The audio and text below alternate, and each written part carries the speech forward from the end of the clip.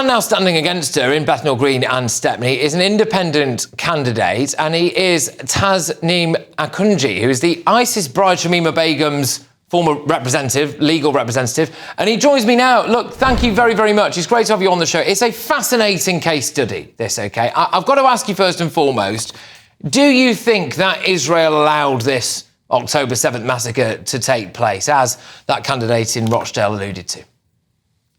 Well, I'd like to first address the point that you've introduced me as Shamima Begum's lawyer, and that's right that you do so. But the UK government's taken a very firm stance about Shamima Begum.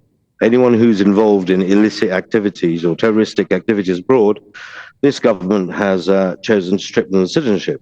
Now, I hope that if that's a precedent that's set, anyone on the Israeli side, in terms of anyone who's British, has gone and joined the IDF and committed genocide or war crimes, the UK government would take the same stance there. So that's a very firm position the UK government has taken with Shamima Begum, and they should take the same stance if they're being consistent with anyone involved in war crimes. So just to clarify, look, just to clarify then, so you are comparing ISIS bride Shamima Begum to British people who are going to fight for the IDF? No, that's not what I said.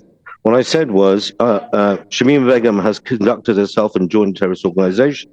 Those who have gone and joined the IDF and committed genocide or war crimes, the British government should take a similar stance to that. But is that what you think the IDF are doing then? I think that the IDF are conducting themselves in a way that is potentially genocidal, and there's certainly war crimes that have been committed, but from what I've seen.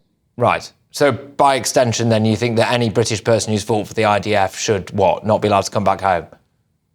So the difficulty there is you keep slipping a bit from what I'm saying. Anyone who's joined the IDF and committed war crimes or genocide, the British government should take a similar view. If it's proven. Yeah, I hear what you're saying. I hear what you're saying. No, look, absolutely.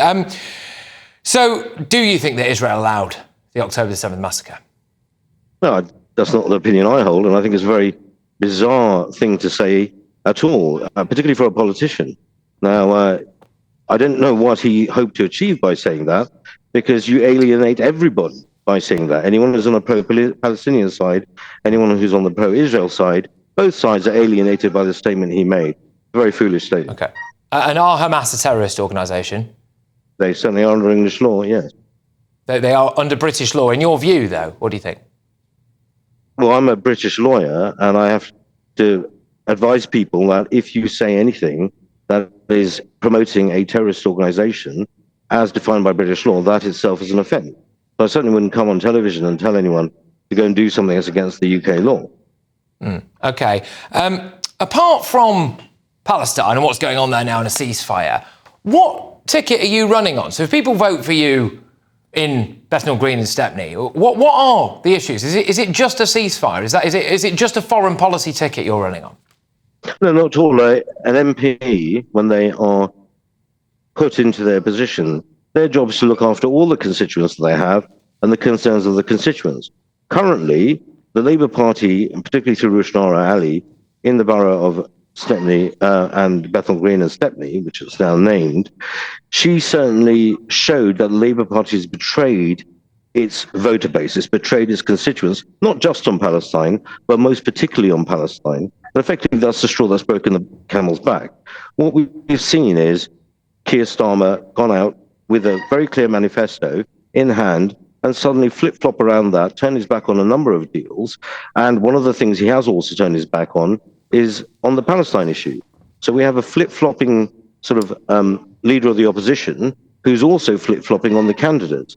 And the electorate are not happy that we have somebody who's got no policy line, no clear idea of who their candidates are, and on top of that, really has betrayed some of the fundamental principles that the Labour Party is supposed to hold close to his heart.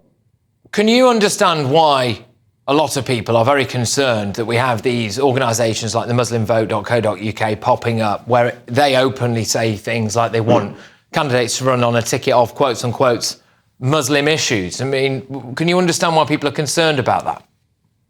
Well, I can understand why the Muslim community is concerned about Islamophobia and certain issues, particularly Palestine, that's not unique to them, but certainly the Islamophobia issue is unique to them, and they've been uniquely ignored by the entire political class.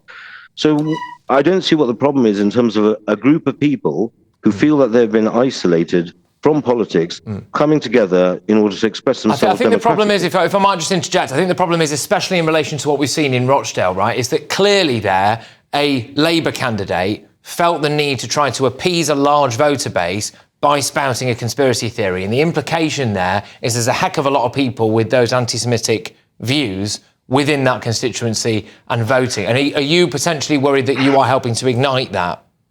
No, certainly not. What we did see in Rochdale was Azad Ali, who's not the sharpest knife in the kitchen, being used by the Labour Party to try and secure a vote, effectively dishonestly.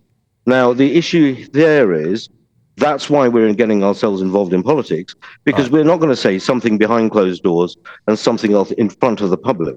We have a very clear and honest message, and unfortunately the Labour Party doesn't seem to operate in that way.